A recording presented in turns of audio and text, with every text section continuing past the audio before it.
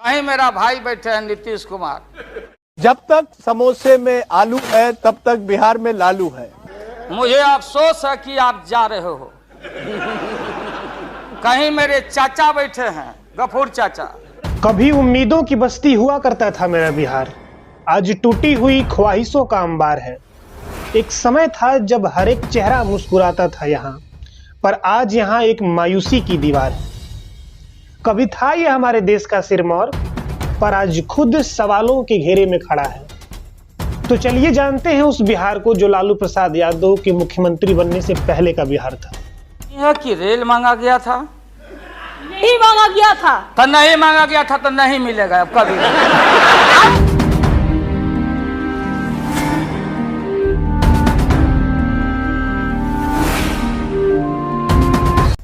बिहार एक ऐसा राज्य जिसकी धरती से गौतम बुद्ध का ज्ञान निकला, जहां चाणक्य की नीतियां जन्मी, जहां आर्यभट्ट जैसे गणितज्ञ हुए, पर वक्त के थपेड़े ने बिहार को पीछे धकेल दिया। आज हम बात कर रहे हैं उस बिहार की जो आजादी के बाद धीरे धीरे पिछड़ता चला गया, जिसकी हालत लालू प्रसाद यादव के मुख्यमंत्री बनने से पहले बेहद खराब हो चुकी थी। आजादी के बाद बिहार में कांग्रेस का दबदबा था। डॉक्टर श्री कृष्ण सिंह को बिहार का पहला मुख्यमंत्री बनाया जाता है और उनके कार्यकाल में बहुत अच्छे कार्य हुए भी, और उनके बाद स्थिति दिन पर दिन बिगड़ती चली गई। 1967 आते आते कांग्रेस पूरी तरह से बिहार में कमजोर हो चुका था और वहीं से गठबंधन की सरकारों का दौर शुरू हुआ।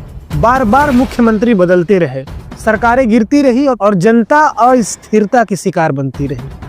जनता को ना तो विकास मिला और ना ही भरोसा, और राष्ट्रपति शासन भी कई बार लगाना पड़ा। डेमोक्रेसी के ऊपर से जनता का भरोसा अब डगमगाने लगा था। 1970 और 1980 का दशक बिहार में आर्थिक बदहाली का दौर था। बिहार मेनली कृषि पर ही डिपेंड था, कोई अलग सोर्स बिहार के पास नहीं था, पर कृषि में भी सिंचाई व्यवस्था अच्छी नहीं थी और अभी भी किसान पुराने तरीके से खेती कर रहे थे, नए रोजगार नहीं आ रहे थे। जो रोजगार, जो कंपनियां आपके यहाँ थी, वो भी दिन पे दिन बंद होती जा रही थी। हजारों युवक बिहार को छोड़कर बाहर के राज्यों में पलायन कर रहे थे नौकरी की, रोजगारी की तलाश में। सरकारी नौकरियां भी भ्रष्टाचार और जातिवाद के भेंट चढ़ चुकी थीं। पढ़ाई का ये हाल था कि टीचर स्कूल जाने से डरता था और बच्चे तो डरते ही डरते थे। शिक्षा का स्तर दिन पे दिन गिरता जा रहा था और पिछड़ेपन में बिहार अपना एक अलग पहचान बनाते जा रहा था। बिहार में अपराध का बोलबाला था। हर रोज हत्या, डकैती, चोरी जैसी खबरें सामने आती थीं। चाहे उच्च वर्ग हो, डॉक्टर हो, व्यापारी हो या हो आम इंसान, कोई भी सुरक्षित नहीं था। पुलिस अपराधियों पर हाथ डालने से पहले डरती थी, क्योंकि अपराधी राजनेताओं से जुड़े होते थे। कानून और व्यवस्था पूरी तरह से चरमरा गया था। अदालतों में यूं ही केसेस सालों साल तक पेंडिंग रहती थी। जनता की नज़र में न्याय मानो एक सपना बन चुका था। लोग भय और असुरक्षा के माहौल में जी रहे थे। समाज जाति के आधार पर बंट चुका था। ऊंची जातियों का राजनीति, शिक्षा और नौकरियों पर कब्जा था। पिछड़ी जातियां और दलित वर्ग हाशिए पर धकेल दिए गए थे।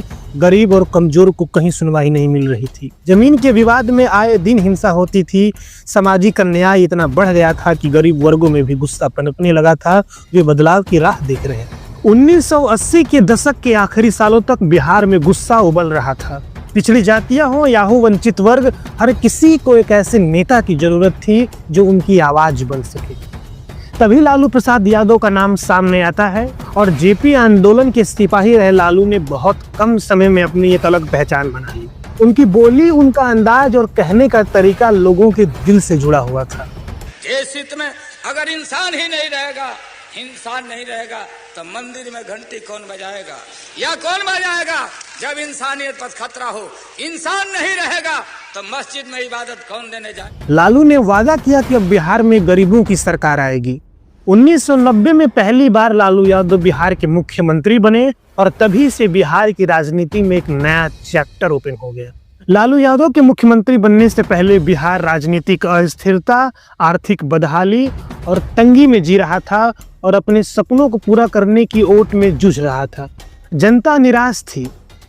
बदलाव की आग उनके भीतर सुलग रही थी और इसी सुलगती आग को आवाज देने का काम किया लालू प्रसाद यादव ने। आप उनके कार्यकाल पे चाहे तो बहुत बहस कर सकते हैं, पर आप इस बात से खुद को दूर नहीं रख सकते हैं कि उनकी वजह से उनके आने के बाद बिहार की राजनीति में एक नई चैप्टर का और एक नए युग का आरंभ होता है। इसी बिहार को बदलने का सपना लालू यादव ने देखा था और इस बदलाव की कहानी हम सभी हैं, हम हैं और आप हैं। और यही है बिहार बिफोर लालू की सच्ची तस्वीर। अगर आपको ये सफ़र समझ में आया तो बिहार को एक नए नज़रिए से देखना भी ज़रूरी है, क्योंकि इतिहास के बिना भविष्य को या वर्तमान को नहीं बनाया जा सकता है। मिलते हैं किसी और दमदार टॉपिक के साथ, तब तक के लिए जय हिंद।